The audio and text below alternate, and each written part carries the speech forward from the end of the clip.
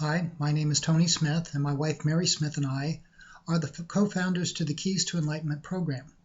The following lessons are taken from copyrighted materials belonging to our organization. To learn more about us and our program, go to www.keystoenlightenment.com. And for the next 2 weeks, we'll be doing a class on the Keys to Enlightenment, and it will be an explanation of the Keys to Enlightenment. So, number one, people in every country are seeking greater spiritual enlightenment. Many live in nations that practice a specific religion, and others are free to choose their own religion. But religion is not the way to gain spiritual enlightenment. It is merely an outer experience that helps or hinders the individual seeker. Number two, why do human beings seek spiritual enlightenment when animals, birds, and other conscious creatures of the world do not? Their instinct is to live in support of their bodies, to survive, to seek pleasure, and avoid pain. The human being shares those same instincts, but is not limited to just those. Our instinct is also to seek greater knowledge and to use that knowledge for creative purposes, and to know the answers to our questions of origin, our purpose, and our destiny. The questions are, who am I? Why am I here? Is there life after death of the body? And if so, the life of what? And what am I? Number three, we can find answers that others have received or invented or discovered for themselves. But how do we find the answers that relate to that I am sense of self? What are the answers that are sufficient to your individual journey toward advancement in self-discovery, self-actualization, and complete spiritual enlightenment? For well over 40 years, on this number 4, for well over 40 years, we have taught classes and written books about the answers, and we have found the answers that we found while still advancing in our level of understanding.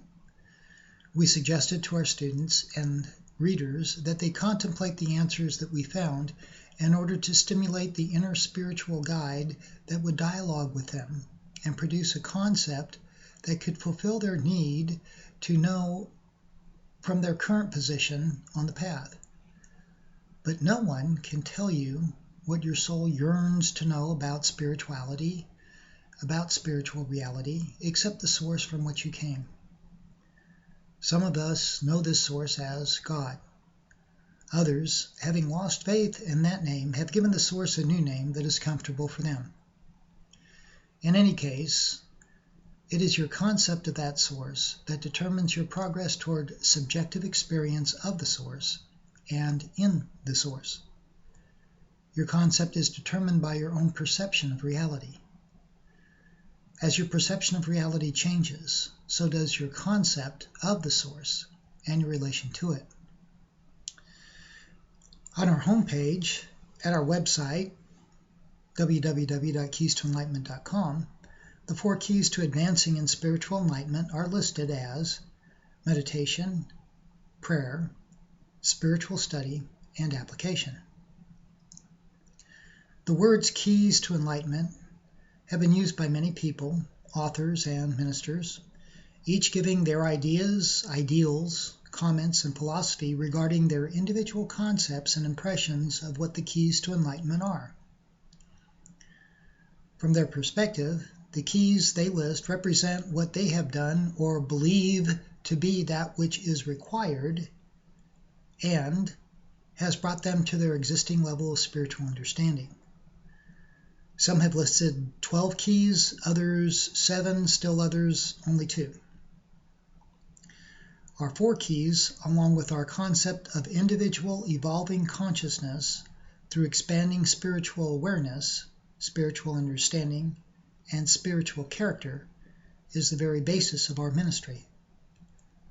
A representation of the keys and concepts have proven very successful over the years according to the responses of our many students who have been dedicated to a spiritual way of life and open to all the classes that we teach. Each individual chooses what is right for them from each class, prays and meditates and decides what to apply to their life at that point in time. Participation in the reading, possible listening, and studying of each class shows the willingness and desire of spiritual study.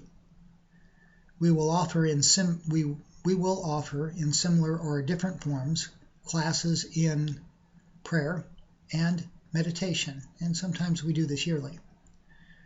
With each class, we provide examples or methods for not only understanding, but include ways to apply what is taught to your daily life, thus application. And as we say, spiritual enlightenment is not a one-time event, it is a gradual process. You have the potential to significantly influence your rate of spiritual evolution. We hope and pray that we provide the knowledge and tools that allows you to move at a rate that is most comfortable for you in your evolving consciousness. So, first, prayer. The acknowledgement of God as a partner in our efforts to bring into manifestation that which we desire. Number 2, meditation. Our ability to commune with God and ourselves for the purpose of questioning, knowing, solving, understanding, being at peace, remembering, believing, and evolving. Number 3, spiritual study. The conscious act of acquiring knowledge and wisdom by various means, leading to a better understanding of ourselves and God. And number 4, application, is taking the spiritual knowledge and spiritual understanding of what has been learned and using it in response to everything that you experience. And this could be outer or inner experiences. So next week, we will more deeply investigate each one of the keys to enlightenment and faith and understanding. Mary and Tony, thank you.